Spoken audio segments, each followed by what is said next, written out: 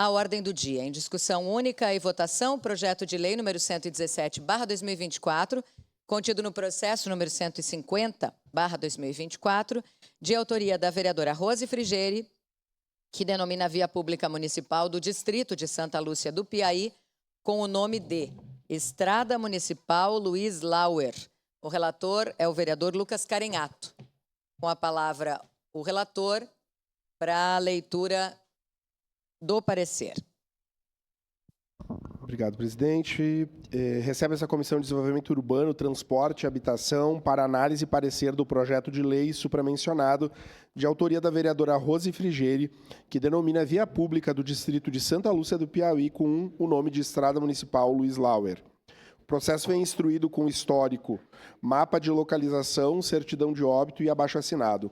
Vale registrar que as certidões referentes à Lei 8.932, de abril de 23, não foram anexas, vistos que o homenageado não possui CPF e RG.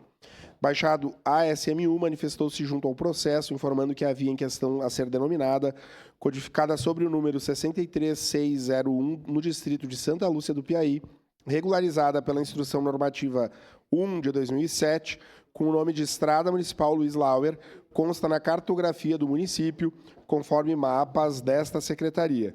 Portanto, integra o sistema viário oficial do município. Baixada a Comissão de Constituição, Justiça e Legislação, a mesma manifestou-se pela legalidade no processo 150/2024, contendo o processo 117/2024. Ante o exposto, essa Comissão de Desenvolvimento Urbano, Transporte e Habitação manifesta-se favoravelmente à denominação da via pública municipal do Distrito de Santa Lúcia do Piauí, com o nome de Estrada Municipal Luiz Lauer. Caxias do Sul, 31 de julho de 2014, 149 anos da colonização, 134 da emancipação política. Era isso, senhora presidente. Obrigada, vereador Lucas Carenhato. Em discussão.